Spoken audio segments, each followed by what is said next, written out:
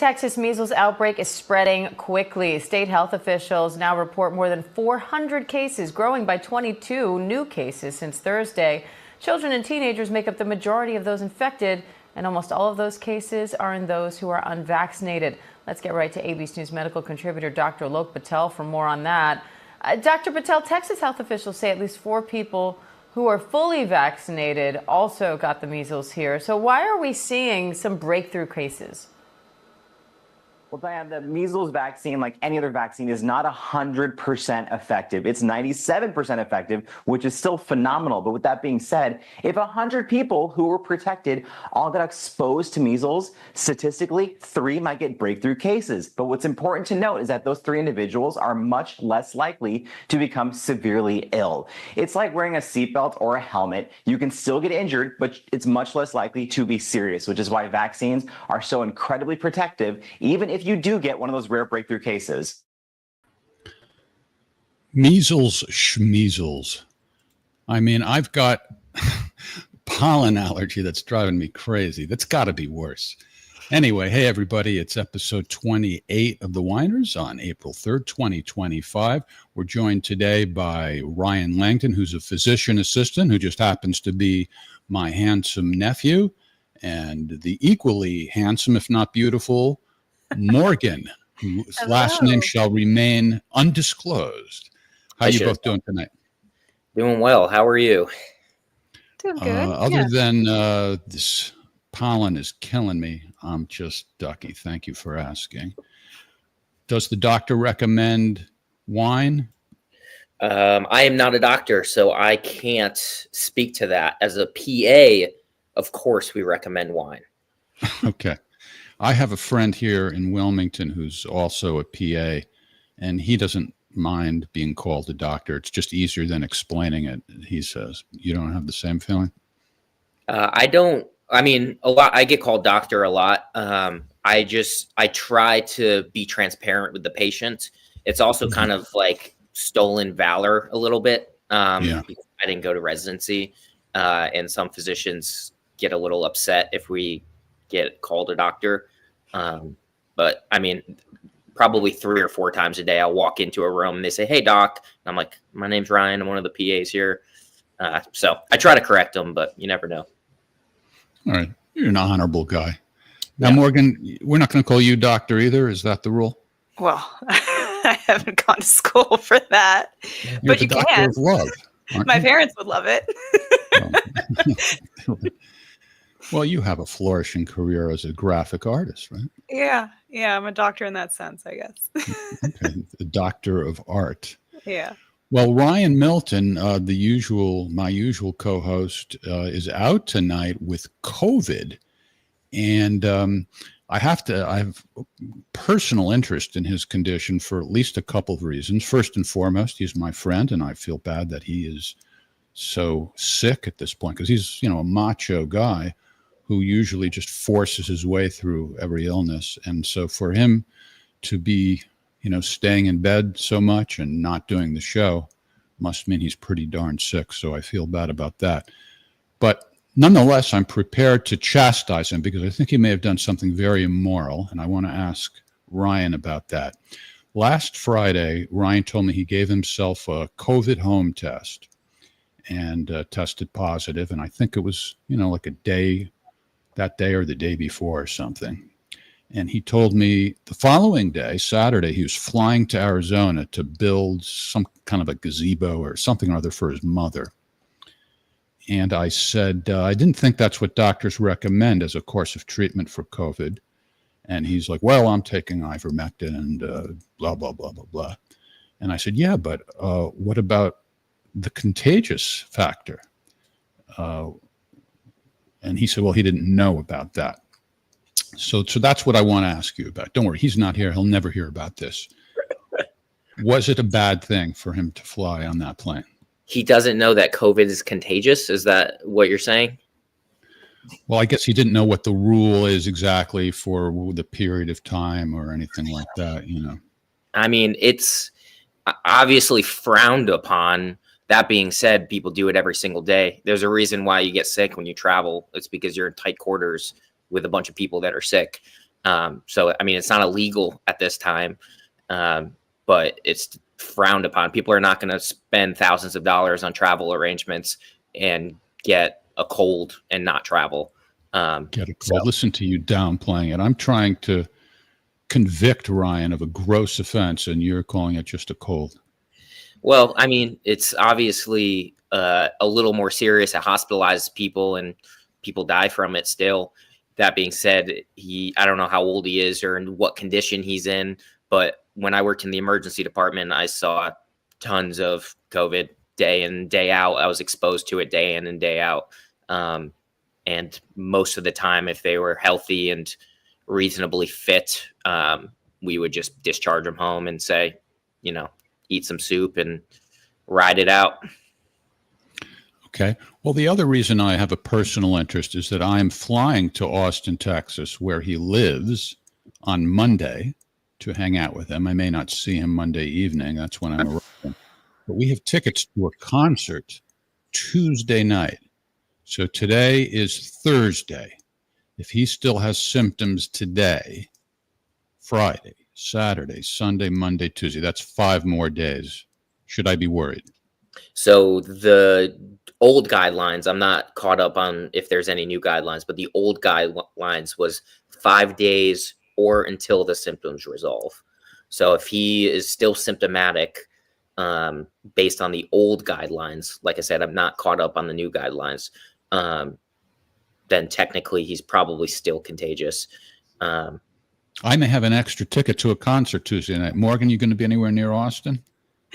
Not near Austin, but I will make some. Make Ryan's some actually watching, but I wouldn't mind taking the ticket. Who are you going to go see? Right. Paul Simon. Oh, Is that Or of should Simon? I say the legendary Paul Simon? What? Is that of Simon and Garfunkel? Yes, actually a tailor named Paul Simon is going to give a lecture about how to take in hems on a suture. No, yes, the legendary Paul Simon. That's exciting. Oh, I'm jealous now. That sounds like fun. Yeah. Ryan better get better soon. Yeah, he better. Ryan, if you're watching, I don't want to take a chance. But I I'm would a say, big Jeff, baby. just take some emergency and hand sanitizer and shower after you get off the flight. Yeah. Now, his mother is the opposite of a Jewish mother. Ryan is very familiar with my mother, his grandmother, who's a very conventional kind of Jewish mother. If I had the slightest case of sniffles, she'd be like bathing me, pampering me, staying for a year, But Ryan's mother said, that's just a cold. Come and build me the thing. So we all have different experiences in life, right? Well, if he's sick enough to not sit in a chair and talk and be on a podcast, then who knows? Maybe he should be in the hospital. Well, he said he's just listening to his body and resting in bed a lot. Yeah, I hope he gets better soon. I do too. We miss you, Ryan. And I hope if you do hear this, I hope you'll take my condemnation of your very bad behavior in good spirits. All right, so let's talk about another disease, the measles outbreak. We are in the hundreds now, hundreds of cases, right? Yes. As of March 27th, 483. So that was about a week ago. So it's probably over 500 now, but that's just what I gathered from CDC. And it was the last time it was updated was March 27th. Right. And you blame it on vaccine hesitancy, according to our private communication. Is that correct? Do I mean, it's a lot more nuanced than chalking it up to just that. But I think that was going to be my argument. Get your argument straight. What's your argument? I think that there is a large portion of this outbreak specifically in that area because of the low vaccination rates, which I don't even think that's an opinion at this point. 98% of the people that got measles did not have a vaccine. That being said, I think that there's been a lot of politicization of medicine that has caused vaccine hesitancy, and the numbers of vaccines are plummeting. It was over 95% just a couple years ago, and now we're down at like 92, 91. And as those numbers go down, the measles rates are going to come up. Okay, so not having the I never know whether to say vaccine or vaccination. What's the difference between those two words? Vaccine is the actual medicine. Vaccination is your protection against the disease. All right, so not having the vaccination does not necessarily mean it was because of vaccine hesitancy. Some people think it's because, especially since Texas is so close to the Mexican border, that Mexican immigrants are coming in, and who knows why, or not necessarily Mexican immigrants, but immigrants across the Mexican border, and who knows why they aren't vaccinated. What do you think about that there? Well, yeah, that's an argument that can be made, especially because it's close to that area. But the community of the people that are residents that live there are grossly under-vaccinated in that area. The U.S. citizens. The U.S. citizens, yeah. I didn't research the numbers, but apparently it's an area that's known for very low vaccination rates. So to the extent people are reluctant to get a vaccine, what we characterize as vaccine hesitancy, what would be the reason for that, do you think? I think people are victims to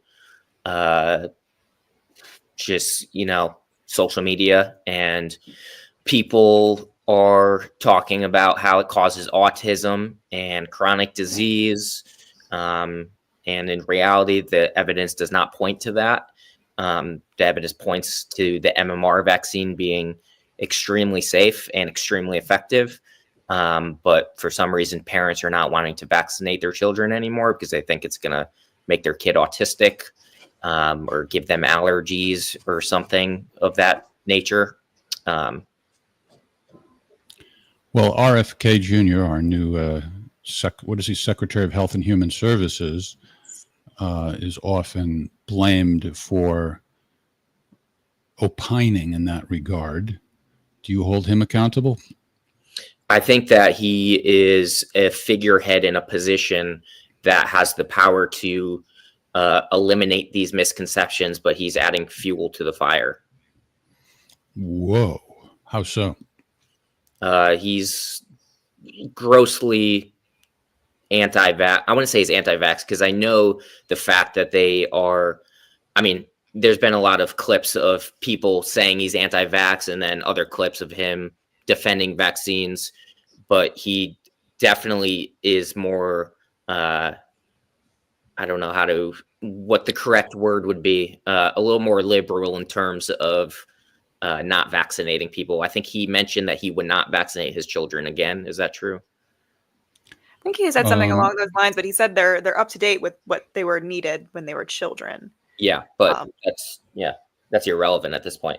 Yeah, but I feel like that's the speculation is needed, given I think what kind of COVID really just made a big distrust in the medical field for a lot of American citizens.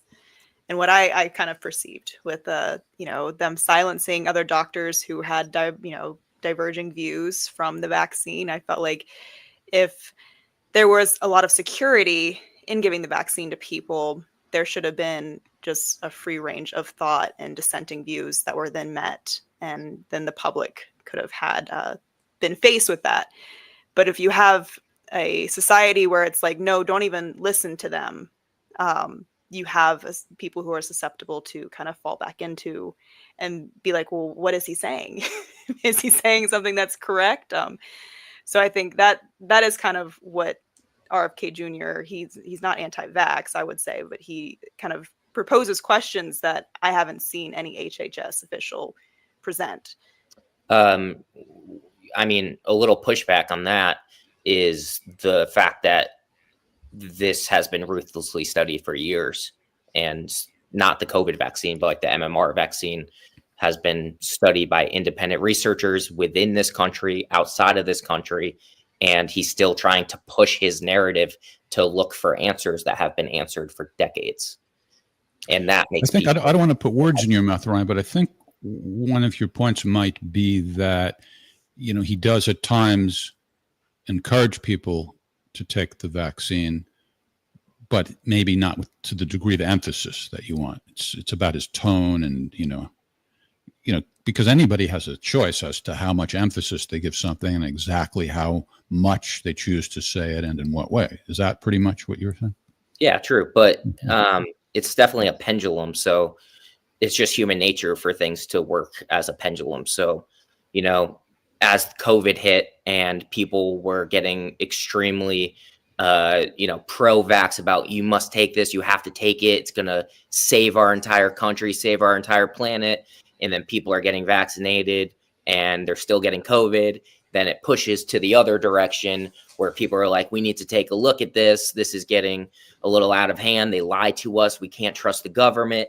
And then it swings farther the other way where they get really defensive and say, no, this has been studied for years. And then it's just the next thing you know, it's just radicals on both sides yelling at each other. And there's no nuance to any arguments anymore. Yeah. Well, let's take a look at a video clip. This is an interview with Sean Hannity, RFK and Sean Hannity. And RFK does encourage it, but you can barely hear him saying it. And Sean Hannity actually says, whoa, whoa, whoa, let's emphasize what you just said. Let's give this a watch and a listen. Choice person. Yeah. We should have transparency. We should have informed choice.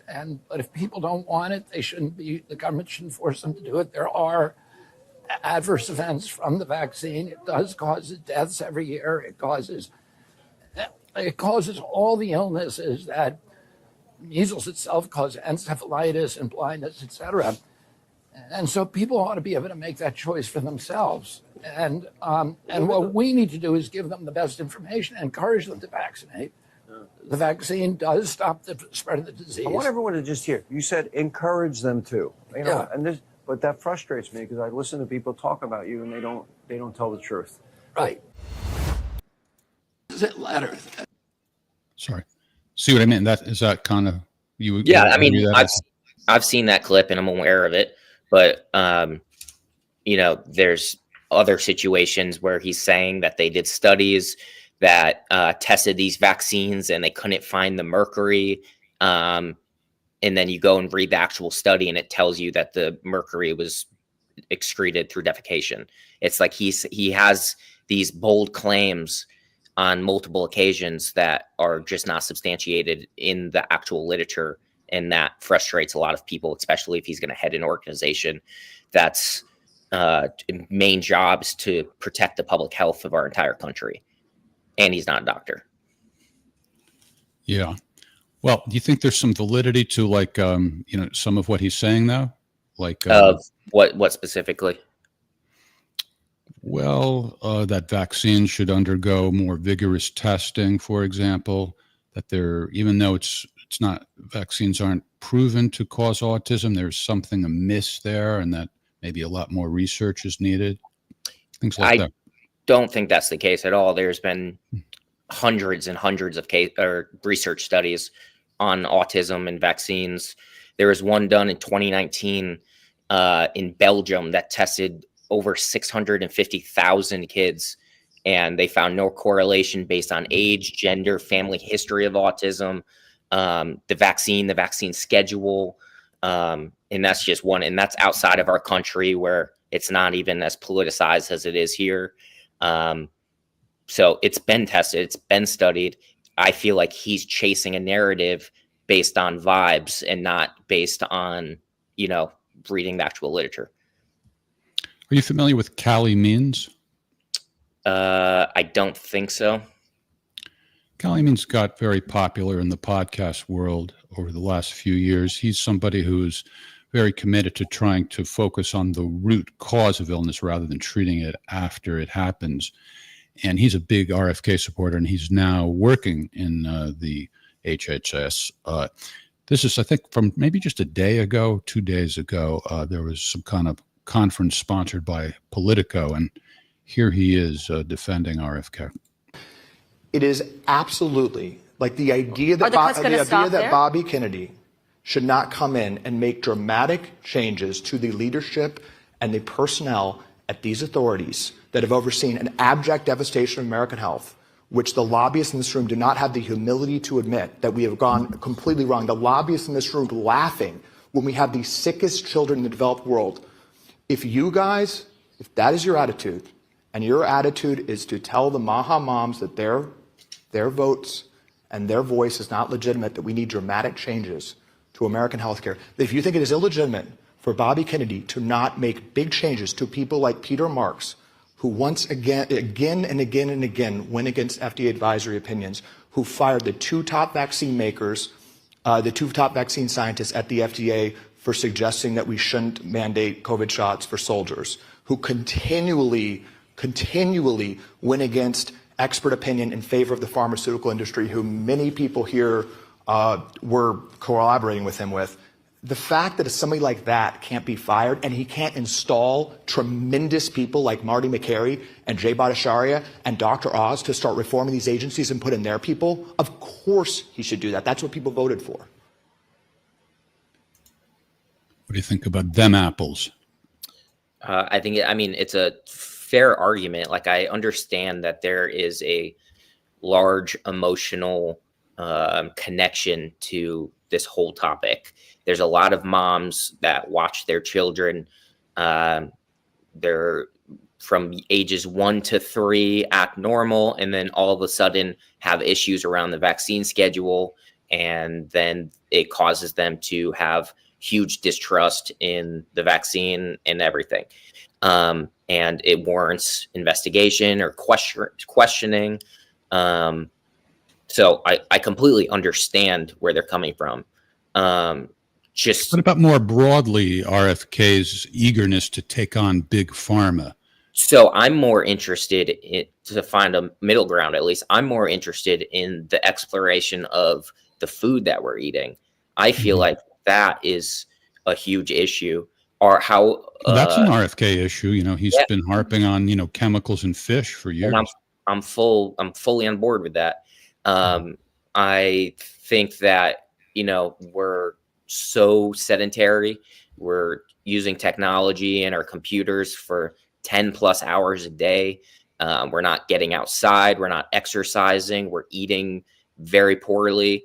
I think those are huge contributors to these chronic illnesses. I think it's reasonable to question the vaccine, but to push narratives that affect public health that are not substantiated in evidence is where I think the issue lies for me.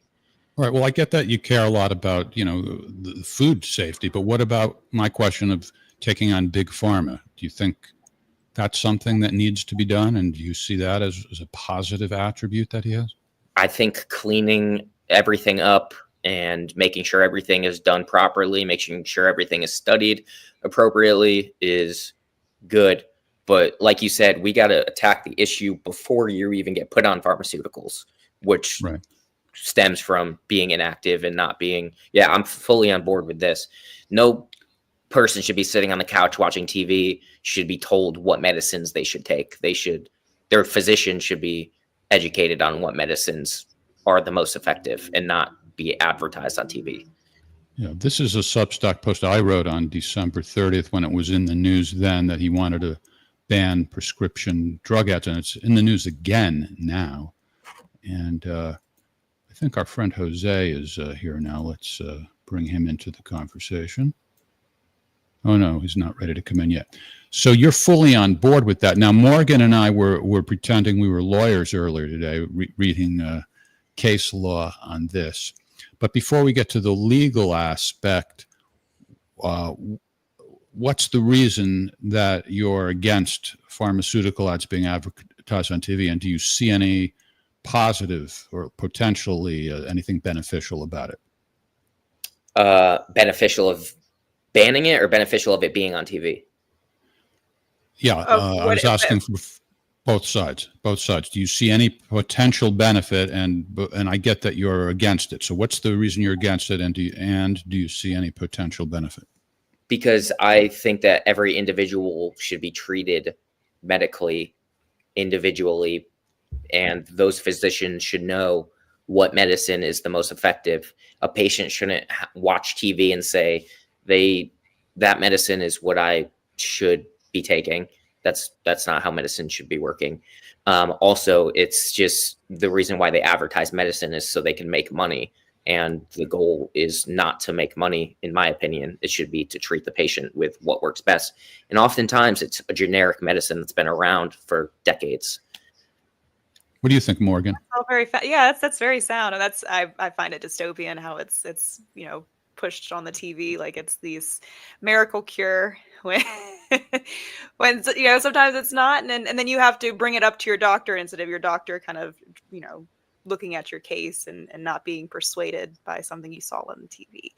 Well, that's the potential benefit that I have in mind, is that by seeing an advertisement for something, somebody could be made aware that the condition they have can be treated, and then they go and talk to their doctor about it. Of course, it's up to the doctor, but isn't that potentially beneficial?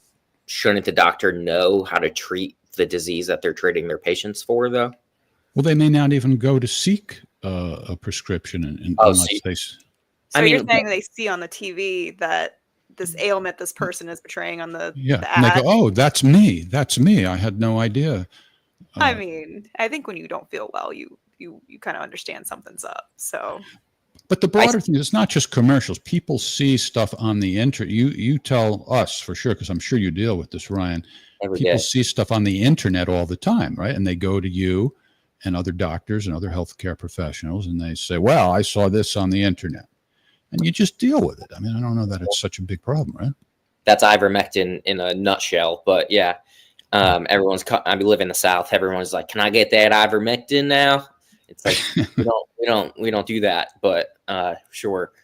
But to your point, it's good to, see something on TV and be like, hey, I might have that disease. But, oftentimes the medicine that's advertised on TV are these really expensive biologic medicines that treat these very specific diseases. And most of those people have been clinically diagnosed with those things already. And what they're doing is they're seeing it and they're like, hey, that says that it cures up to 95% of the people that take this medicine. Can I try that? And then they go to their doctor, and then their doctor is either going to prescribe it, or they will say, this is not the best medicine for you. It's, Well, I think the other downside, I'll help support your argument now, is that in many cases, the goal isn't even to get people to buy the medication. The goal is to own the media. In other words, they're giving them their advertising dollars, and in exchange for that, don't report any news that's harmful to us or anything like that. They want to own the media, so to speak. That's a valid point. That's something at least be wary of. So yeah, I wonder what medication Jose's on. He looks like he's slipping into a coma now. He has no idea that he's in here. Wow, what a surprise. Way to throw me in here without an introduction, but hi. Hi, Jose. Hey, Jose. Hey, Jose. Howdy. Hi. No, I have nothing to add to the conversation. It's an interesting conversation so far, and I feel like I'm too dumb to add anything to this. So please. All right. Well, you're just hanging out with friends. Don't worry about it. There's no pressure. You're not no expectations. So Morgan dug up some case law on this today.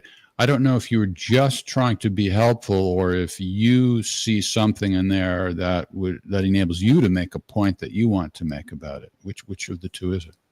Both, I guess. I figured if they are going to move forward on banning advertising on TVs, they will run into pharmaceutical companies basically raising up their arm and saying it's an infringement on commercial free speech.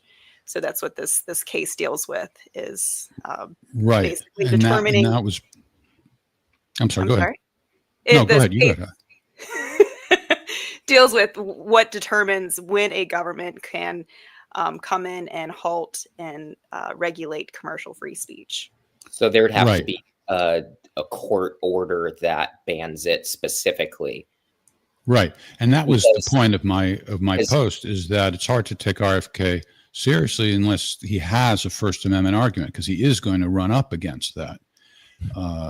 And if he doesn't have one, it doesn't do much. And Jose, I know, hates it when I talk like this, but it's the reality. You've got to have a winning legal argument. You can't just, talk about what's morally right or this and Yeah, that. those little pesky things like what's morally right. I know gets in the way of the law all the time. Yeah. Well, that's Um, why that's why advertising is generally, no matter what the product is, it's generally legal, not regular. I'm not privy to, law and all the legal stuff, but how is it possible that I think it's us in New Zealand are the only countries that can do this and everyone else bans it? How is that possible? Well, because they have different laws. They don't have the U.S. Constitution to worry about. Gotcha. So the only thing that I know of that's banned is cigarette advertising. But there's a couple of things that are key. One being that after they were banned, and only after, did the Supreme Court recognize that commercial speech is entitled to some degree of First Amendment protection. And the other thing that matters quite a bit, I think, is that the tobacco industry never even challenged this. So it's not like there's really a precedent that can be relied on when you go in and argue that pharmaceutical drugs should be banned. Well, all of the people smoking cigarettes were already addicted to them, so they didn't need any more advertisements. Well, also they got smart, they would pay actors in movies to smoke, right? That's also how alcohol makes a lot of its money nowadays too. It's all about just having a cool character smoke a cigarette.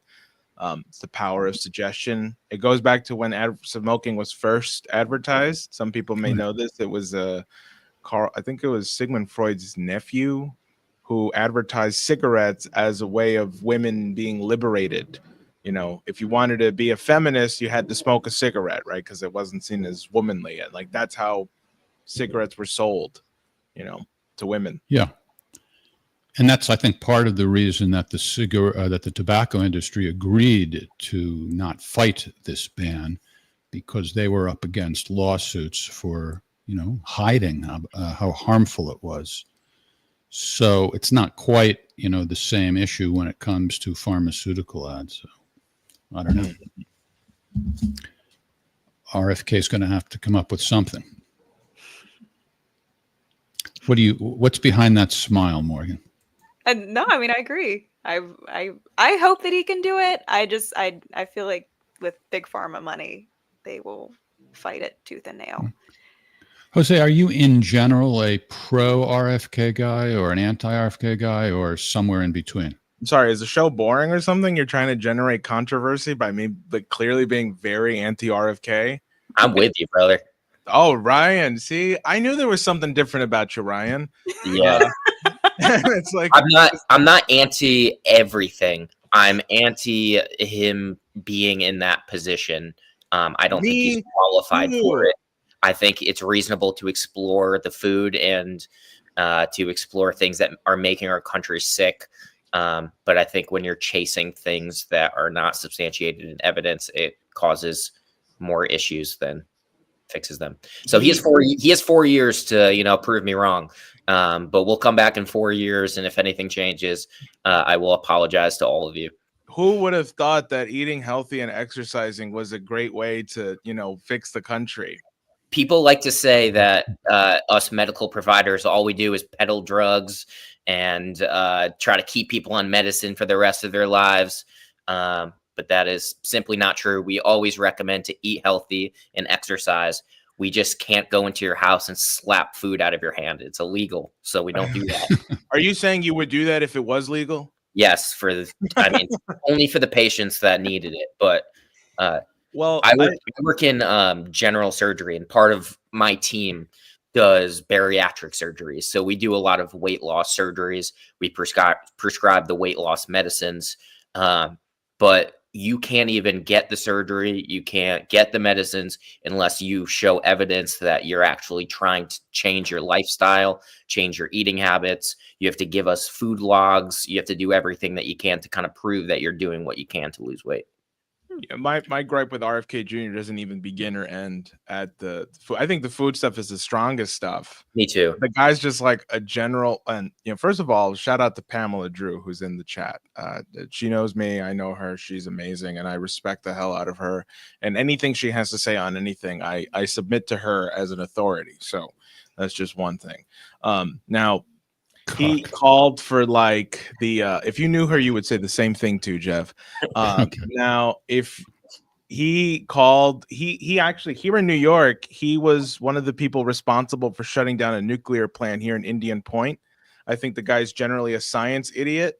I think the guy is generally wrong when it comes to like for example, he keeps peddling this thing about how you can't sue the pharmaceutical companies, they made it illegal, and yet he's sued like almost all of them in the last like 10 years. So it's kind of funny how that, you can't make this sort of equivalence anyway.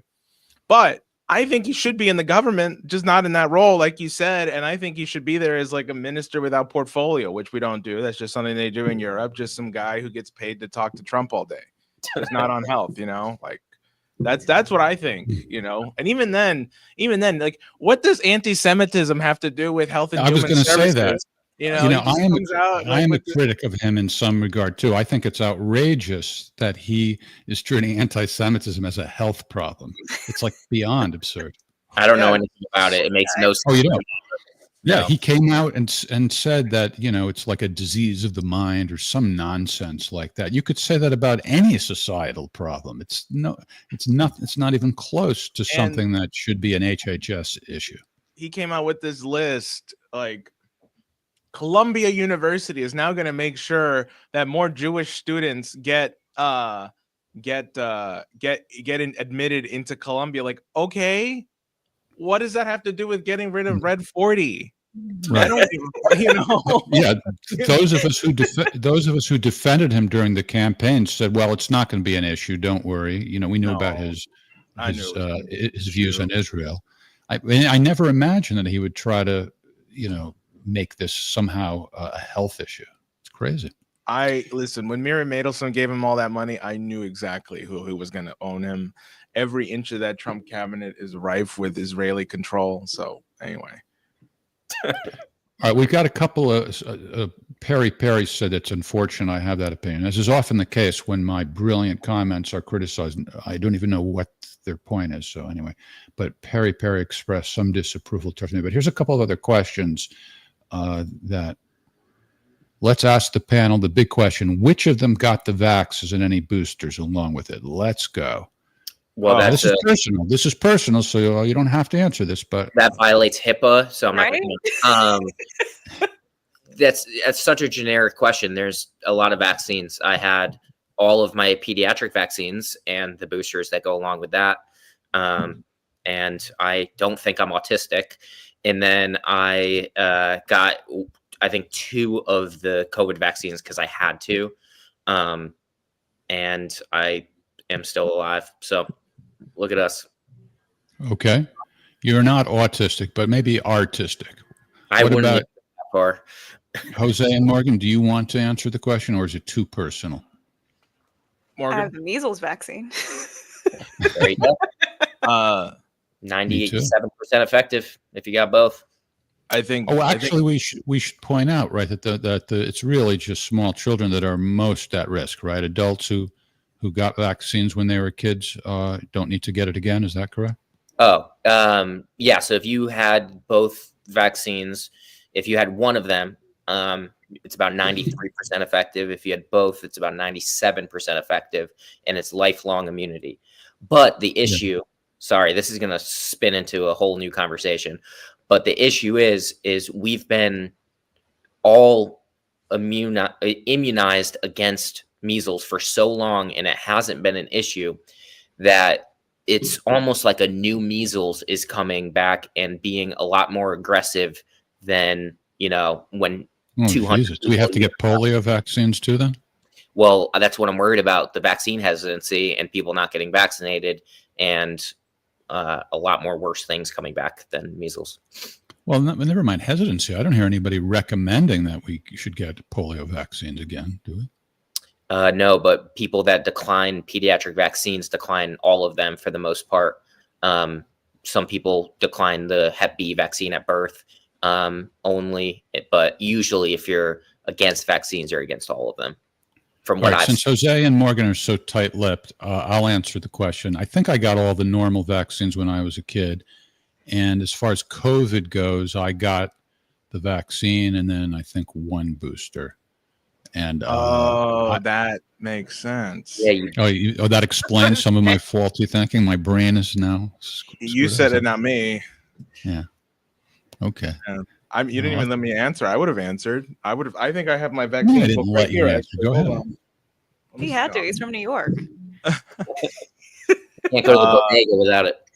You could not go anywhere without it. That's right. Yeah, same answer like Ryan. I got all the vaccines you're supposed to get as a kid. I think I remember being a baby and they like vaccinating like through the butt and stuff. So through the butt. And out the front. Yeah, I got all the vaccines, and then I got the COVID vaccine. I didn't get a booster. I did just get the first Moderna shot and the second one, because you're supposed to do two. Mm-hmm. I did not get boosted. But I was supposed to get boosted in December of 2021, whenever the booster shots came out or something. And then that Spider-Man. I don't even remember what the difference is between the second shot and a booster.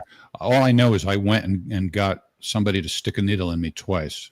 What's the difference between a second shot and a booster? It technically is a booster, but then they came out with more. There's like 5 boosters now. It's too many, even for me. So, yeah. Long story short. All right. What about you, Morgan? Did you get the jab? Well, you guys must know. Yes, I got Moderna. I got both. Moderna gang. Yeah.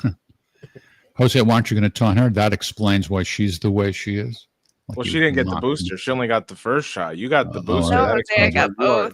No. That's not the multiple. Oh, well. All right. Here's a question for Ryan from H. Schur on Rumble.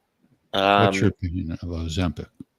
I think that if this is kind of nuanced, but I think if you've exhausted all of your options, you've tried everything, you've exercised, and you have high cholesterol and heart disease in the family and things that will kill you early, I think it's okay and good to lose weight. But these celebrities that are just like slightly overweight and are taking it to be movie ready, I don't support that. Right, because it's a diabetes medicine, right? That's what it was. This is GLP-1, right? It wasn't supposed to be explicitly for weight loss. That's just like a byproduct of the side effects. Yeah. Right. Yeah. So losing weight and not being hungry and not eating as much is generally good for your health. And the people that I've met that are on it, especially one specific woman that I work with, she's lost like 90 pounds. She eats healthy. She exercises. She has a lot more energy. So I think that it has its benefits, but I think it's kind of like a cheat code. And it's, I don't know. That's more of a moral thing that I have, that like, if you're not going to try to do anything yourself and you're just trying to find the easy way out, you're not going to see any type of benefits. You're going to continue with your bad habits. All right. Well, Jose was just in Washington, D.C. to attend a hearing on the JFK files. And Ryan, if you don't need to go, you're more than welcome to hang out with us and chat. Again, nobody's expecting you to be an expert or anything, but I do have to sign off, and I thank you for allowing me to come on here and talk about measles for 2 seconds, which I prepared for all day. And then we went right into RFK and did not talk about measles at all. What do you mean we didn't talk about measles? You can come on my show and talk about measles. I prepared a whole 2 pages about measles and fun facts about it and what it looks like and the side effects of getting it. So I want to know about before you go. Do you want to share any of that I information? will give you some quick statistics, and this is not to politicize the disease, but this is to educate you guys. Ryan, I am running for office. No joke. I am actually running for office. So, maybe consider this a lobby session, Okay, I got you. So as of March 27th, as we discussed, there's 483 confirmed cases. 98% 5% of the cases were people that were not vaccinated or under vaccinated. Measles is one of the best diseases that prove that vaccines actually work, because everyone that gets it typically is not vaccinated. You can still get breakthroughs, which is common, but it definitely reduces hospitalizations for people that are vaccinated. There's 2 deaths in the U.S. so far this year, and the last confirmed death for measles was in 2000. So we've done a good job, and we're going in the wrong direction because there was only 285 cases throughout the whole last year. So we're already almost double that, and it's only 3 months in. Wow. It's an airborne disease, and it's extremely infectious. You can have a kid with measles that coughs in a room and then leave, and then 2 hours later, someone can walk in and get measles. And they estimate that one infected person with measles can infect up to 14 to 18 people on average. Some typical symptoms are cough, congestion, red eyes. You can get spots on your tongue called Koplik spots, and then a high fever. And once the fever goes away, you start to get the rash. So that's a pretty typical hallmark sign of measles, is a fever. And then when the fever goes away, you start to get the rash. It can lead to vision loss, hearing loss, seizures, swelling of the brain. And most common cause of death of measles is pneumonia. And before the vaccines, it killed up to 500 to 600 people in the United States each year. And those are my fun facts. That's very fun. Well, you convinced me it's almost as bad as the cough I have from the pollen. Yeah, you're gonna be in the hospital soon. All right, here, somebody's asking before you go, they want me to get this question in. Before Ryan goes, ask him, I've heard smallpox can undo all the previous vaccine immunization. Is this true? I have never heard of that, but I will research it as soon as I sign off. All right, and you'll spend all day doing it and then complain that we never talked about it. I can't believe you said that. We did talk about it. What are you talking about? Yeah, but I didn't get to get into all my fun facts. I didn't get to teach you about the disease. That's why I'm here. All right. Well, so do you feel complete now, or? Yeah, we'll have to do this again. We can talk about other stuff. Put them down. Come back if you'd have me. E. coli next. Okay. Most common cause of a UTI. Really? Yes. Ugh. It's because women will wipe and get feces into their urethra. All righty. I've had fun tonight. All right, that's a good note to end on. Finally, we get into the good stuff. All right. Photographs Thank you, and Ryan. videos next time. Thank you, Ryan. All the best. Thanks for having me. Love to the missus. Bye-bye. All right. Jose, he's my nephew, right? You've only said that 4 times, I think. Well, usually I have to tell you 10 times, so I wasn't sure if you retain that information. You're right. Yeah. How'd it go in Washington? Well, I am glad you asked. It went really well in Washington, and I was actually talking about it this morning with my friend Harlan's meeting. I'm just going to pull up I have pictures here because some people noticed that I was in whoops, that's right. I forgot that, because then I also have to bring that up. Bam. So some people noticed that I was in Washington, D.C. talking to Oliver Stone. I was at the hearing. That's a picture that somebody who was stalking me took. It's a little weird, but whatever. Who's doing the stalking? Maybe it's you stalking Oliver Stone. Yeah, I just set up a tripod in the corner of a hearing room, and then I set a timer explicitly to take a picture. No, I was there at the hearing. I got there pretty early because I wasn't sure what time it was going to start. And then when I found out it was going to start at 2 p.m., I wasn't disappointed because I got there at 10, but it's like, the worst place to be in the morning is Washington. But it wasn't all that bad, actually, because then I went to go and try and confront some congressmen to see if I can get them to do something, and embarrass them. I didn't run into any congressmen. What the hell? Why am I getting all these calls? Excuse me. Anyway, and I don't know. I decided to do a little bit of lobbying, trying to tell some of these offices of the congressman that I was in, because Congress is back in session. Like, hey, Dr. Mark Perlmutter just got back from his trip in Gaza. So are you gonna, try to bring him to the floor, testify to the Senate or to the Congress? But we'll see. I mean, Congress generally sucks, but whatever. And then I just went to the hearing, which was not in the House or the Senate, but in the rotunda, in the place where they actually deliberate, in the place where they actually go and like argue. And that was a lot of fun. So my trip in Washington, just to end my summer book report, was filled with excitement, joy, and fun, because I got to sit behind Oliver Stone. And now when you watch the hearings, you'll see me behind Di Eugenio and Oliver Stone. Well, aside from you stalking Oliver Stone, what about the actual hearing? Any can you share with us what was revealed or not revealed, or your take on the value? Well, how much did you guys watch? I didn't watch any of it. Oh. Morgan watched all of it. Okay. And Jeff, did you watch any of it? No. I was far too busy downloading German porn, and I didn't watch it. That's that kinky stuff, right? Where they like the BDS. That's what they're known for, right? The Schadenfreude. Anyway. Actually, I was watching PBS. I was watching PBS documentary. Anyway, crocheting. One of the more important things that I thought was revealed in the hearing was this James Jesus Angleton. So on the day of the assassination, James Angleton, who was the counterintelligence chief of the CIA, had a 190-page binder on his desk about Lee Harvey Oswald. And what you saw, and so then he was asked to testify about this later to the Warren Commission and stuff, and he said that it was minimal what they had on Lee Harvey Oswald, but it's like 190 pages is not minimal. Now, what upset me more about before I go about what upset me about the hearings, Morgan, what did you think about the hearings?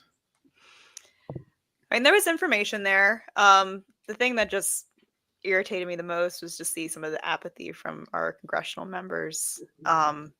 That I get it that it's long ago, but it still means something if we can figure out what happened to this American president. A lot of Jasmine Crockett made a point to say that that kind of conflating the people who were testifying as conspiracy theorists, which I wish we had. She also started yapping about the Signal Gate scandal. Of course, yeah, she made it into a political thing. I have the video. Maybe we should play some of it. Yeah, it's always fun to mock Jasmine Crockett. I wasn't sure why you sent that. In a respectful way that doesn't cross the line. Here we go. There often isn't too much agreement when it comes specifically to Congress, let alone to this particular committee. And by the way, I think you can see here it's like empty chairs. So being in person, the room starts full, like the entire committee is there. Mm-hmm. And then when they finish getting their little 5 minutes for social media, their 5-minute statements, they just leave. Oh. Yeah, the whole back I'm not row. the only one who needs to get to that German porn. They do too. Yeah, no, that whole back row was like, this is the most historic hearing. That was not the most historic hearing, but it's a pretty historic hearing on these files. And then they're just like gonna make their little statements and then leave. Like, yeah, I got more important things to do. Honestly. Anyway, well, don't make us sit through 5 minutes of this woman. I get to the part where she starts talking about Signal Gate. It's like later. And there's a part death and the center. There's the part. Well, the whole thing is pretty good, but basically because like you kind of need the whole thing, but whatever. Of the world's attention. 5 minutes. While I value government accountability and transparency, like most of my colleagues, nearly all the previously classified JFK assassination files are now public and show no evidence of a CIA conspiracy. So, come on, right? All 80,000 pages, which, by the way, that's not true. Not everything is still public. They are still scanning and uploading things. Tulsi Gabbard put out a statement saying that things are still being uploaded to the archives every day. Bits and pieces of documents being uploaded to the archive. So quite frankly, she doesn't know what she's talking about. And the fact that there's this testimony that was shown that I think it was Morley and Eugenio who said, like, no, not everything is declassified, first of all. Secondly, we should declassify stuff like Angleton's files to know why did he know that there was a 190-page binder on Oswald the day of the assassination. There are other things that the JFK files reveal that, one, there's evidence that the CIA has, burned some of this evidence or, destroyed some of the evidence. It's possible because of it just being sit there for so long and the people want to get, yes. Well, I wouldn't say all that. That could be my colleague in a couple of years. I have to be at least maintain some decorum. Yeah, well, she's not going to be my colleague. But no, seriously, what do you think? I mean, even though it's ridiculous to bring in Signalgate, at least I could understand her motivation there. What would be the motivation of what she just said, just to kind of dismiss the whole thing? Well, but the thing is, I was saying this earlier. There's a way in which you can say that by declassifying the JFK files, we can learn about the rogue elements in the CIA that have led to 60 years worth of intelligence failures. For example, by getting to the bottom of who actually killed Kennedy and what elements of the CIA were involved, we can investigate those threads to see if they were involved in other events that have broken out in the last 60 years. For example, going into Iraq the first time, the second time, Afghanistan, the failure on 9/11, the failure on Syria, the failure on Ukraine. Is it the case that these kinds of elements still exist in our CIA today? See, that's the story. That's the real So is she story. just a moron or is she deep state? Well, I go ahead. wouldn't say she's that smart. Well, she's a lawyer, so you got to have a certain amount of intelligence to do that. But she Right, does. that's She fair. puts on this ghetto act. If you look at old videos of her where she kind of talks like a normal person, that's part of why I don't get her. Even is the electorate?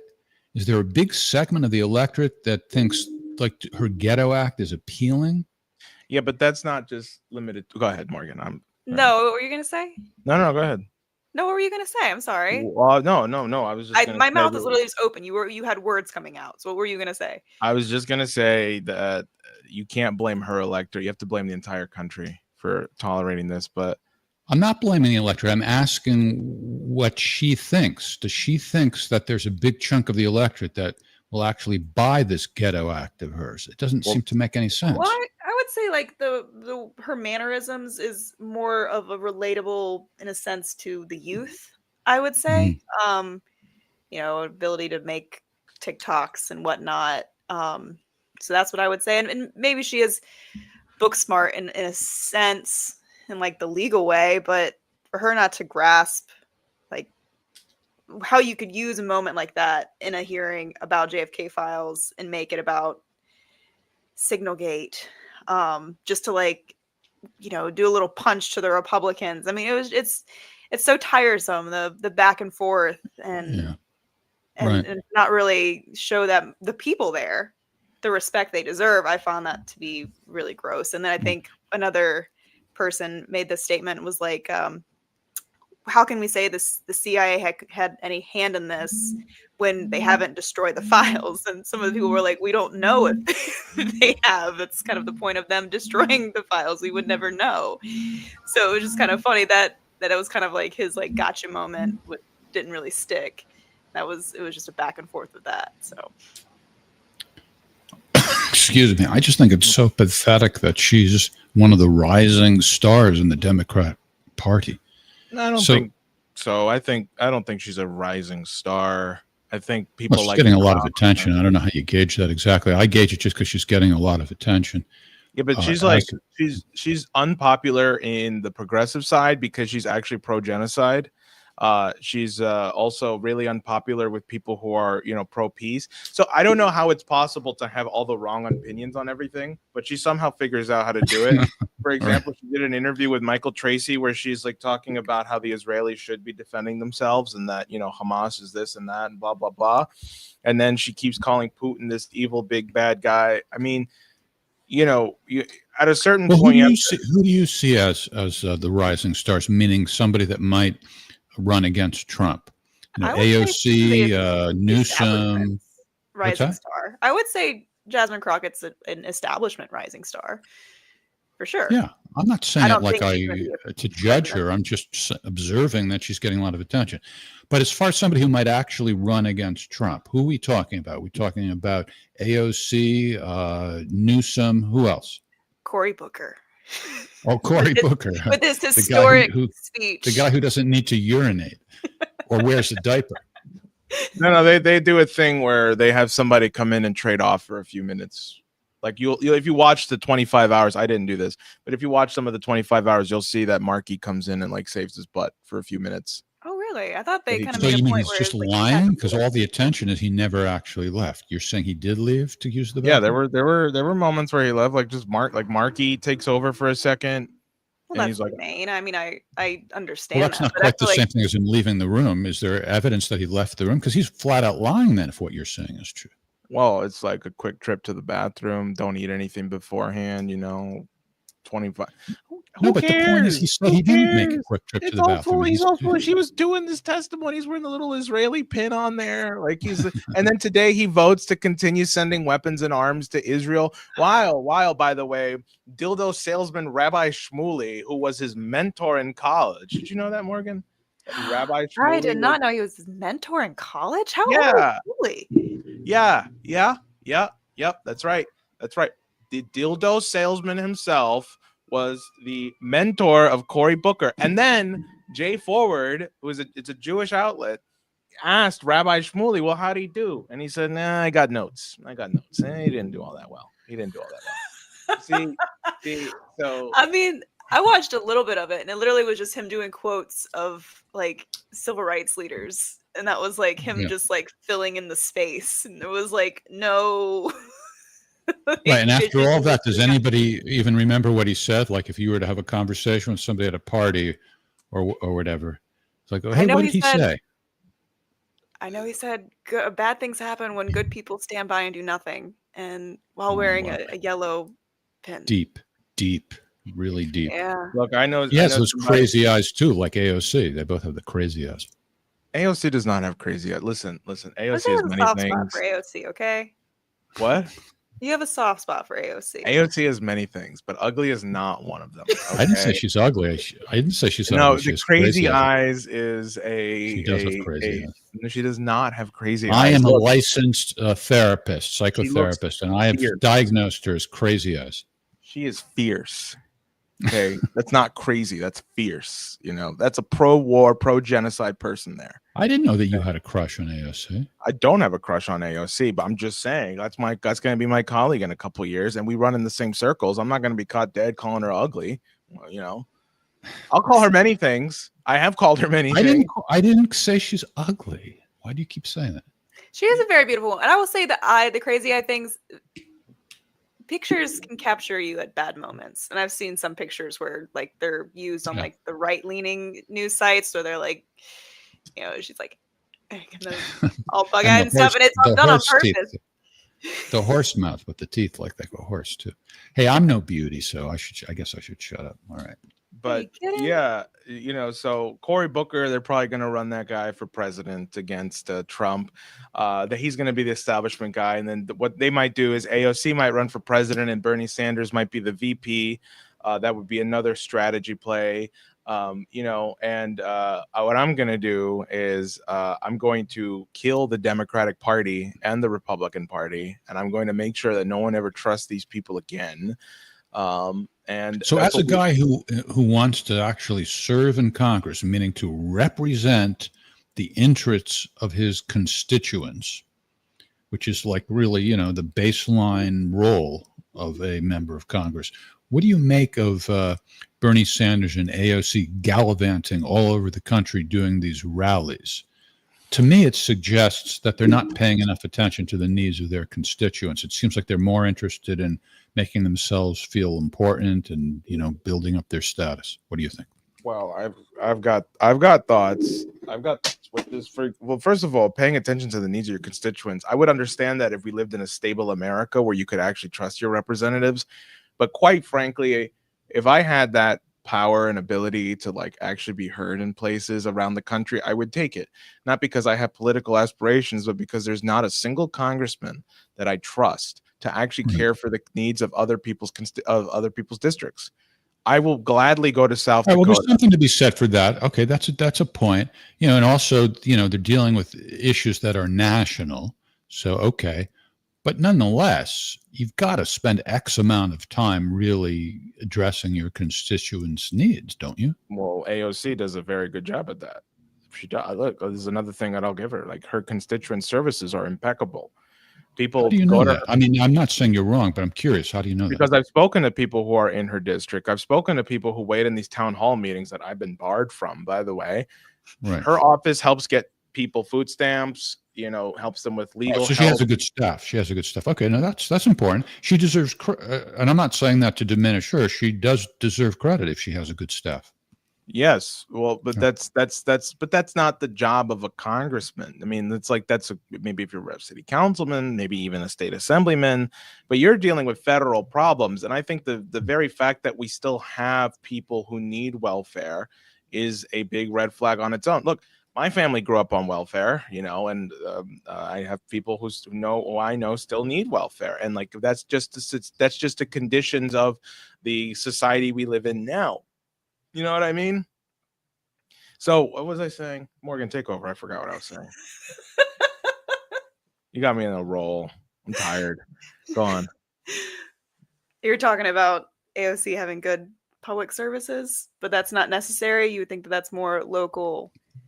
All right, let's move on to another topic. Then okay. All right. I mean, I'm sorry to interrupt, but I mean, Jose's getting tired. I've been traveling a lot. I've been traveling a lot, and I haven't been sleeping well. But go on. No. Let's keep this going. And you're having dreams of AOC. So I wanted to call attention to an issue that we have been debating over a couple or so issues, which is how immigrants are being treated in this country. And I think we may have some good news that maybe we can all agree on, join hands, and sing Kumbaya. Okay. Maybe I'm wrong. But two organizations that mean quite a bit to me have joined forces. That being FIRE, what's the acronym for that? The Federation, what is it? The Federation or something of Individual Rights and Expression, I think it is. And Substack, and we are on Substack. We have a Substack blog for this show, and we have a Substack blog for Scott Ritter, have joined forces, and they are representing the interests of writers who are being deported or otherwise harassed by the U.S. government for nothing more than expressing their opinion. And we have had some disagreements about, whether or not I'm sufficiently sympathetic to the plight of these immigrants. But I'm actually, quite pleased about this. What do you guys think? Here, we're flashing exactly what the mission is down there at the bottom of the screen. I think it's great. I think it needs to happen, and more people need to stand up against this. So we don't need to allow this to be an acceptable measure. And right. It's very frightening. I know that two students from a local college down here, they had their visas revoked without them knowing, and then they were told that you are in this country illegally. Which they ended up just packing everything up and fleeing the country. So they weren't detained and thrown through some legal event that they don't know what would happen. So I just finding that, and then it sparks more people to be scared to speak the truth. And in colleges now, they don't have the courage, and it's just such a nasty, nasty way to conduct ourselves in this country. Absolutely. And I think that this should have never happened, and I think this is going to be a stain on the Trump presidency, along with starting war with Iran, which and I think this has been the most Israeli first administration we've seen in a very long time. And so the fact that FIRE and Substack are teaming up to do this, I think is only a step in the right direction for people like myself and others who want a real independent movement in the country. Right. But previously, you disagreed very vehemently with me for saying, that the legal aspect is an important part of the argument. You were saying, oh, no, you're wrong. We just need to concentrate on what the motivation is here. Yeah, because are you a lawyer? I'm not a lawyer either. I don't know if Morgan is a lawyer. I mean, well, you don't have to be a lawyer to recognize the relevance of it, the need to fight it on that level, which is what I was arguing. Yeah, fine. Start a fundraiser for Mahmoud Khalil, which some people did. Some people donated for his legal defense. Great. Then what? Doesn't mean, it's like he needs the legal defense, because if he didn't have the legal defense, he would have been gone. And because of the legal defense, frankly, the case is going to still be tried in New Jersey, although he's still detained in Louisiana, which is stupid. But it's like the very fact that laws can be used in such a way to go after people who think differently than you do is just not something I expected from an administration calling itself America First. And to try and go and pivot to, well, the law says this, the law can be whatever the fuck you want it to be based on whoever's in power. So who cares what the law says? Well, yeah, it's Israel first, which is not really what most people voted for, who were excuse me, I'm sorry, pollen attack. Well, anyway, I'm glad that you think this is good news, and so do I. I figured we could all sing Kumbaya over this and get along. Yeah, and I enjoyed the conversation on talking about the legal routes, Jeff. I do, but I think that it's more important for us to have like that public opinion like behind it, saying like, we don't agree with this. This is absolutely disgusting, and this needs to stop. We're not that far apart. Some people think that I'm like a white supremacist, and I'm like, no. I'm like raising my eyebrows, saying, there are all these other podcasters and influencers, whatever word you want to use, who are, very anti-immigrant, saying, oh, they're guilty, let's get rid of them and this and that. And I never said anything like that, because it's not my sentiment at all. Well, I think said there are other things that are relevant, and we're having a disagreement about how to wage a fight about it, primarily. For me, it's like, I know that people are just such hypocrites. When I yelled at AOC, Fox News loved it. They loved it. And then when I was yelling at other leftists, oh my God, the coverage I was getting. Suddenly I yell at Mike Pompeo, and Fox News is like, two radical extremist leftist communists go to Yale University and invade Mike Pompeo as he's speaking at Yale University. It's like, really? You think I'm a far left communist? And so I have to wonder, like, all the people, and I do have this. I have this all the time that happens. When I started posting a lot of more pro-Palestine content or anti-genocide content, a lot of people who were MAGA Trump supporters, who were following me because of the people I yelled at, were suddenly angry with me. And then when I did the thing on Rachel Maddow, I lost a lot of followers, because you know what they were saying? You shouldn't be allowed to interrupt places like that. The same people who were cheering me on when I was yelling at the people they didn't like were, like. But in fact, you're not allowed. It's civil disobedience. You're not allowed. You see what I'm saying? It's like suddenly it's well, you're not allowed to. Well, it is. Well, you should have been arrested. When it's to somebody you don't like. Right, or when when it's somebody you do like. That's understandable. It's like, you're only if somebody's going to do something where they don't really have the right to do it, you're going to root for them only if you agree with them. You're not going to root for them if you don't agree with them. Because, exactly, Jeff. I don't remember. Maybe I'm wrong. I've done a lot of interviews on me getting, pulled out of places. I don't remember anybody saying, "Well, you did break the law." Well, you did. I don't remember that happening. Well, I've said it, but I haven't said it like I've said it, but I haven't said it like I disapprove of you doing it. I've said it like it's just relevant, Yeah, but see, like, if you did disapprove, it would become like the topic, of like the number one topic of it. So, and like I get this all the time. That's why, like, like with Viva Fry, he was like, it was very paradoxical because he knew, he followed me, he vaguely recognized me, and he didn't exactly know why, but he invited me on his show to talk about the Mahmoud Khalil situation.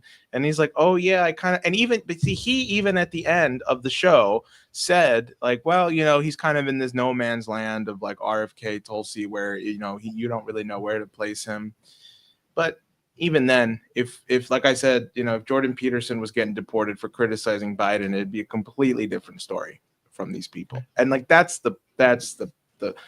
why I think it all misses the point. All right, well, speaking of civil disobedience, you said earlier you wanted to talk about the latest shenanigans of the Columbia protesters. They chained themselves to a fence. But you also said you're getting tired and fading, so I'll leave it up to you. Do you want to address that? No, yeah, absolutely. I think Morgan's been following the situation more. I'll pull up I'm pulling up an article on this right now. Go ahead, Morgan. You can take this away. Oh no, this is you. I wasn't prepared. I'm so sorry. No, you know what's going on. Well, they're saying that Jewish students chain themselves up in support of Mahmoud Khalil. That's the extent that I know. Jose, what can you tell us more?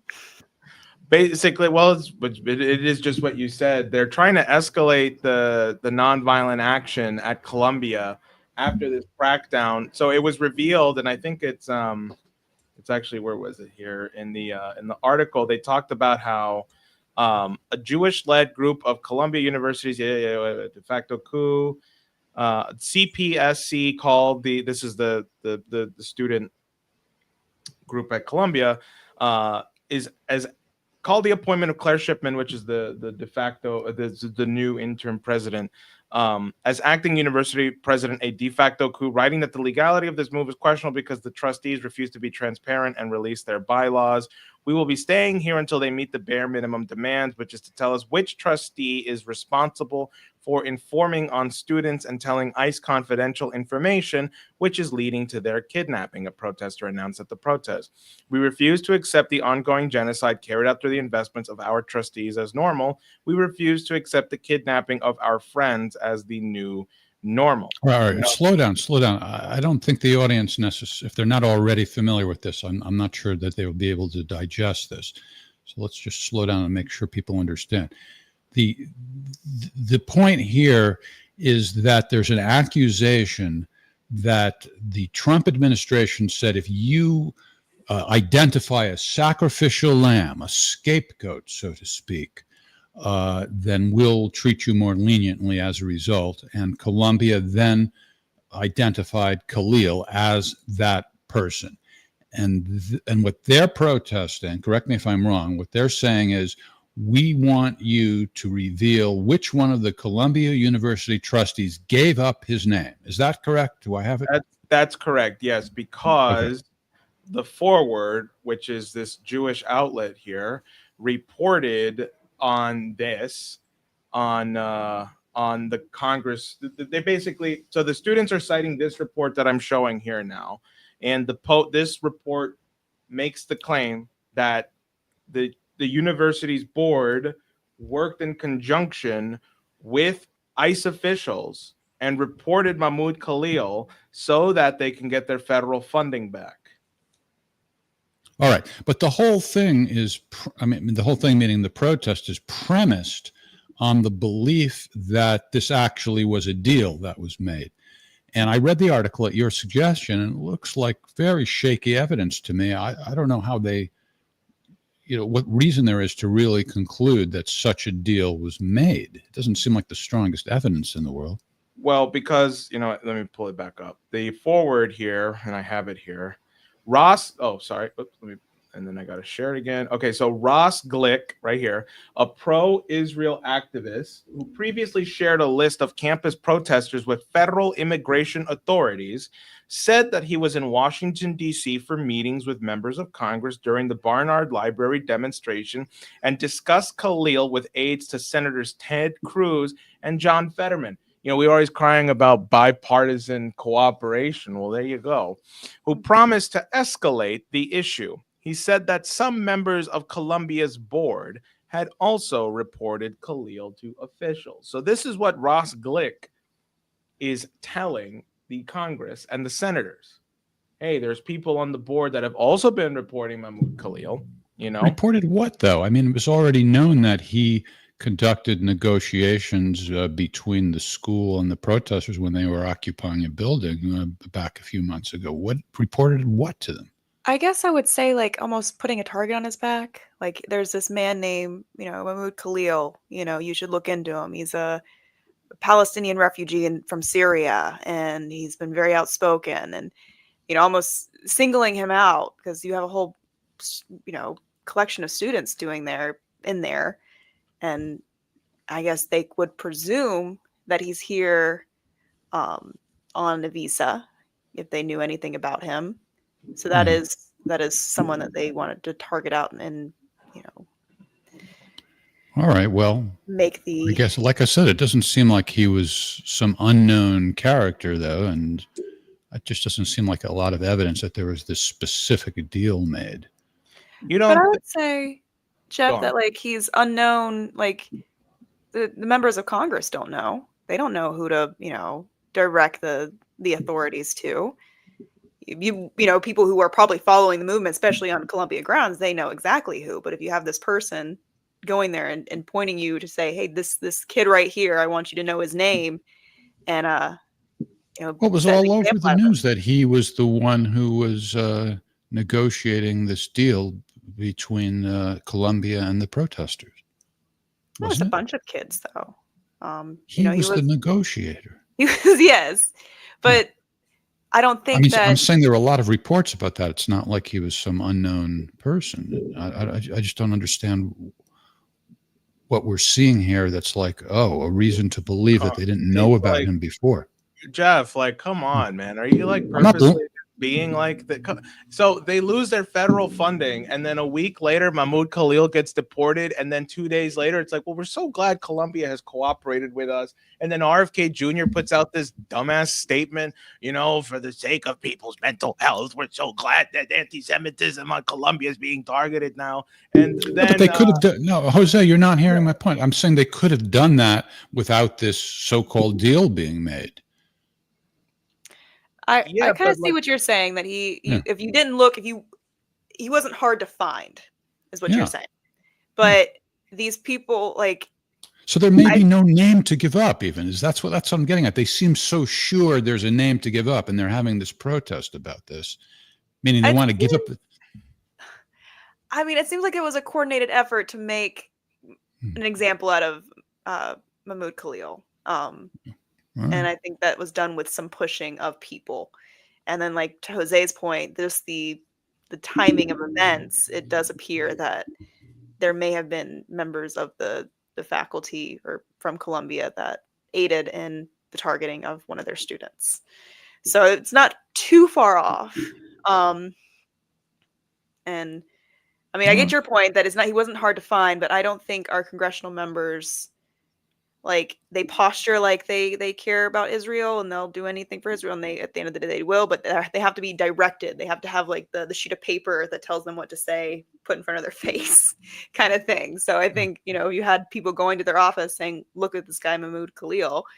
That's kind of what I get at, is that, no, he probably wasn't hard to find, but do I think that there was a concerted effort individually to go and get to the root of the concerted effort by our representatives. And so one of you nice people inserted a comment from Perry Perry. Are you guys familiar with the Canary list? And my answer is no. What about you two? It sounds familiar, but I don't know. That's not ringing any bells. So who inserted? You did, Jose? So this is a website that is run by Betar, and it's clearly very pro-Israel, anti-Hamas loving, whatever. And they have a database of college students who have been seen on social media and reported and collected. Anybody who's done anything remotely close to pro-Palestine, who's a college student, is probably on this list. And not only that, but the people who have been deported so far have all come from this list and has been used as an aid to give to the Trump administration as evidence to back why they should be deported. That's what this Right. is.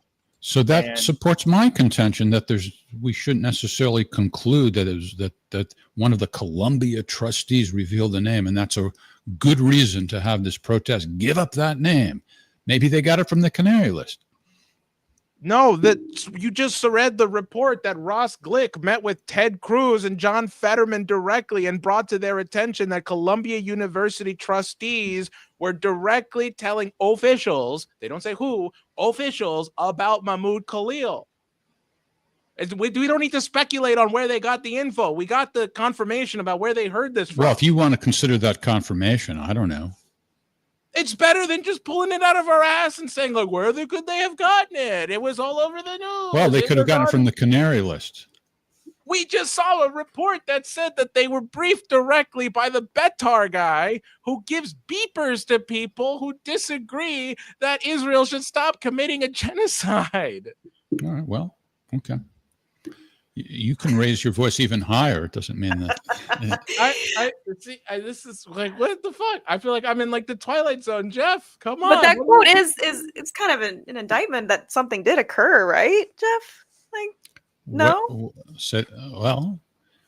Are you just this much of a Trump fan that you're like really trying to defend? How is this pro-Trump to say that they might have identified him in some other way? That's not anything that has to do with the pro-Trump eye. Come on, Jeff. It's like I hear this. It is. It's pro-Trump to say that they might have found out about him some other way. This isn't. But the quote from the Betar guy, don't you think that kind of serves that there was obviously some kind of well, it is something. I'm just saying I don't know.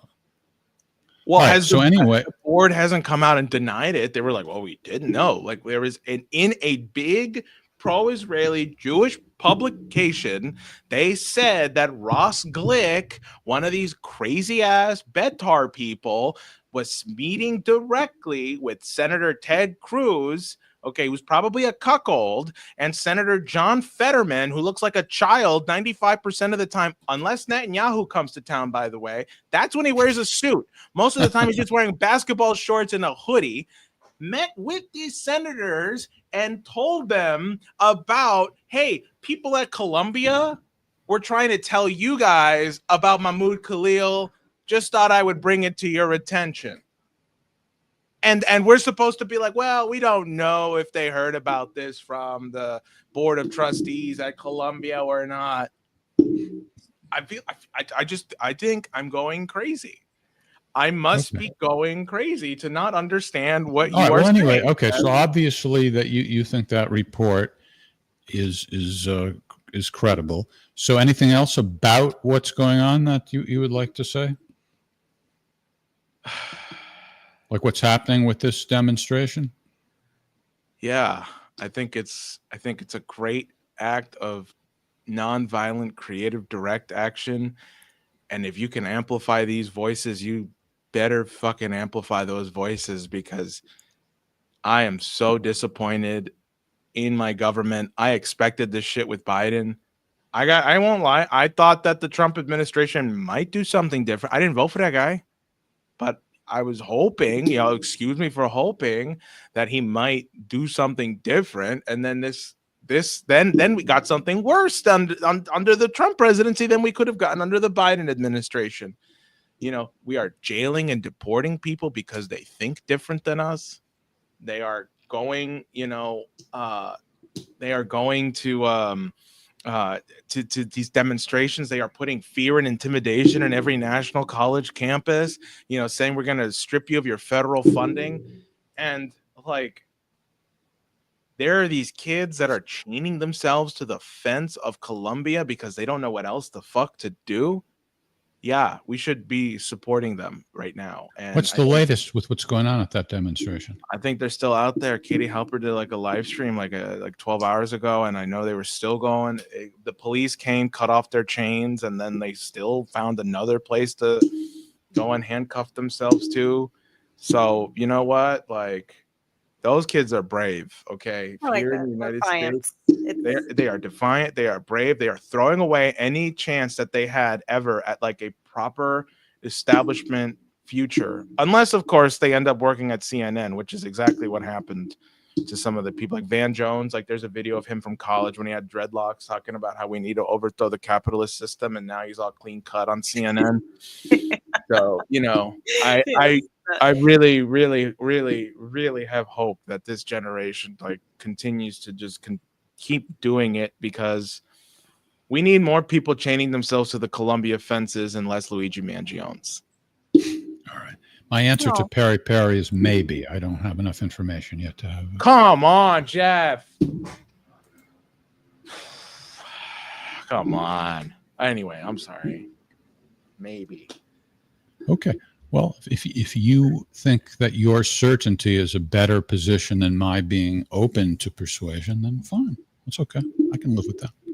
The history will absolve me. That's the words of many famous people. Well, plenty of other people are saying, "Oh, he's definitely guilty." I'm not saying that. I'm saying maybe. Might be. Of what? Guilty of what? Guilty of what? Well, I shouldn't have. Excuse me? A traffic violation? What's he guilty of? Well, I didn't say it was necessarily something severe. I mean, it was a very vague question. It's not my fault that there was a vague question and I gave an appropriate answer. Is he guilty of being a Muslim? Being pro-Palestine? Being anti-Israel? Jesus Christ. Oh, yeah. Well, that's not my position. If you want to like start pretending that I have some ridiculous position that has nothing to do with what I actually feel, go That ahead. commenter said, "Do you think he's guilty?" And you didn't say what you thought he might be guilty of. You said maybe. What was it you think he's might be guilty of? Well, there are all these laws. There might be some evidence that is sufficient to establish that he's guilty of one of these laws. Doesn't mean they're good laws. Doesn't mean that I approve of the laws or that I'm against the guy. Wait, so how can you have an opinion if you don't even know what law he might be guilty of? Well, I don't have an opinion. That's what I'm saying. But you don't like that I don't have an opinion. I'm saying I don't know. Well, what would he be? Go ahead, Morgan. I mean, Judge Napolitano says that the charges are secret, but what is really being kind of questioned is his citizenship getting revoked, right? Or is he being charged? He's actually being charged for crime that would result in him serving time. I'm kind of no. I don't think. I don't think it's the latter. No. So it's literally just we're questioning whether or not we can revoke his visa and deport him, given that he has. I think at this point, yeah. I think at this point that's all it is. So but he might be in violation of an immigration law. I mean, I don't know. I mean, Jose's very upset that I am saying I don't know. No, you didn't say you didn't know. You say he might be guilty. It's like, well, it's the same thing. It's the same thing. Yes, it is. We don't know what he's being tried Okay, I'll for. change. All right, Jose. You know, I want you to be emotionally tranquil here, so I'll change it to I don't know. I can't. You know, honestly, maybe I shouldn't run for Congress because, like, I can't handle like 434 other Jeff Normans in the Congress. I will lose my patience. I will lose my shit. You know. Okay. Well, you'd be lucky if the other members of Congress were like me, because I'm a fair guy and I'm open to persuasion. So I don't know that we could say that about the other members of Congress. All right. So anyway, is there anything else about the protest that you would like to say before we say goodnight? I just want more actions like this on college campuses. Honestly, it's been really slow and not really any colleges are doing anything here because they've been scared and intimidated not to. But especially if you're an American citizen, right? Born and also I just also want to emphasize that I'm very happy about this, which again is not an anti-immigrant position at all. Nobody who's anti-immigrant would be happy about this. What? Okay. All right. Join us tomorrow night on Ask the Inspector with our favorite weapons inspector, Scott Ritter, at 8 p.m. Eastern Time. And we will be back on the Whiners next week. Hopefully, Jose won't be in a psychiatric institute breaking things because he's so upset by me being open to persuasion. I wish And, Scott Ritter was here. I wish he was here. I just feel like he would be on my side. He might very well be. He might very well be. And he does the whole yelling thing a lot better and more polished than I do. So, and he's much more intimidating too. All right. Well, if that's your strongest argument, I'm not sure you have any strong argument. I just need Scott Ritter to tell me I'm right, and then I'll be fine. Don't we all need Scott in our own way? All right, Morgan, I love you, and stay sweet. Thank you for joining us. Jose, I love you too. Hope Ryan gets better. We see him next week. He was just on the show. Indeed. Yeah. Let's hope Ryan is better, and because we want him to be better, and B, because I'm going to be with him in a few days, and we don't want me to get COVID. Yeah, we'll have fun at that concert. I wish I was going. All right. Well, you might be if Ryan's not recovered in time. You never know. All right, guys. Take care. See you soon. All right. Bye. Have a good one. All right.